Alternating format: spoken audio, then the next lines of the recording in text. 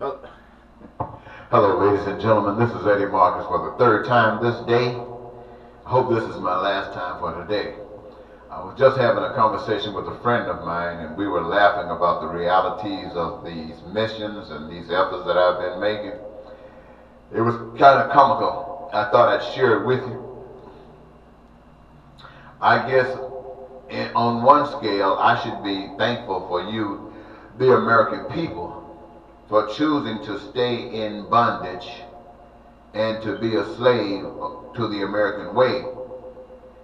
Because if you had decided to be moved by the messages that I brought you and decided to rock the boat of this system, in other words, if you had listened to me, I wouldn't be living.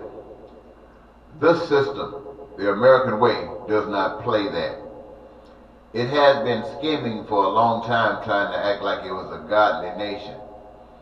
But now the time has come for America, like so many nations before it, to become a dictatorship.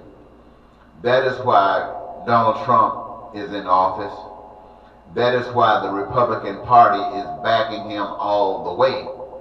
Because the powers that be that shape and form nations have determined that America is to become a dictatorship. If it were not true, Donald Trump would be out of office or he would be dead. So if two messages that I've given you today about the 99%, if they got that message and they were moved and thought, well, maybe this guy has something here. Maybe we should collectively get together and move according to the message that he's given us. Now, you can consider that, but the moment you start making some phone calls and start sending some emails and start drafting out some plans, and the system found out about it, I would be dead. Because this system don't care who you are. It could be the mother, the father of anybody that's in power. If the system is being rocked, that person who started the agitation would be killed right away. So I'm living today because you have ignored everything I have said. And most of you are living today because you carry yourself as you do. It doesn't matter whether you're a carnal person or you're a Christian or you're Muslim or whatever you are still living today because you have not rocked that boat. If you rock that boat, you would be dead. Now, here we are dealing with something that has to do with what we call that unseen power of God. Now, God is a perfect God, and God has perfection as a representative of those that are connected with God. So, those of us who say we love God and yet we don't respond with the character of God and we still living, what does God say about that? Well, I don't know what God says about that, but the evidence is that we don't know anything about God. Now, when we die, as those who didn't know anything about God has died before us, what will happen to us? I don't know. I have no idea.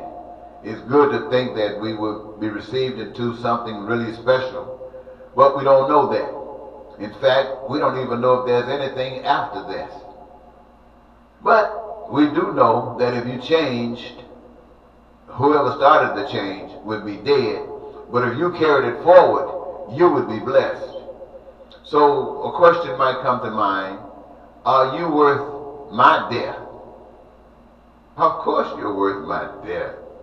Do you think about the children, the little babies that's coming up in the world today with that life all glowing through them, thinking that one day they're going to grow up and be somebody? You think about those older kids who are in colleges and stuff like this, dreaming that they're going to do something fantastic. Think about their parents who have struggled to get them there. You know that's worth my life. Now, if they weren't going to be successful, if they were just going to stop and be caught up in the same old chains and bondages that we are, then no, it would not be worth my life. Dr. King gave his life. Is he still alive today someplace? I don't know. Was it worth his death? Well, there have been some things that people have benefited because of Dr. King's death, and I'm not talking about names of schools and names of streets. That doesn't mean anything.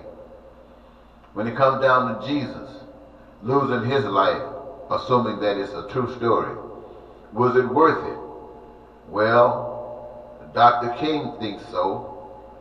I think Gandhi thought so. Malcolm thought, Malcolm, they call him a different story, but I think Malcolm thought so. And the people who give their lives apparently thought so.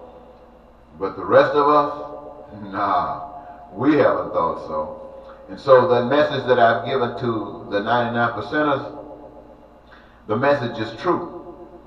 And if you decide that you want to take that necessary action, take it fast and swift. Because if you don't, they'll kill me quick. And if there's anybody that's walking in those shoes and you have not accomplished your goals or stood out in such a way that they just can't put a noose around you, they'll get you. But if you move swiftly, too big to put a noose around, then you can change America and you can change the world. But as my friends say, perhaps I should be grateful that none of you have listened to what I've had to say. But I know he's telling the truth, but I would gladly give my life that you could know the God that I know. And that's about all. I just want to share that with you. Goodbye.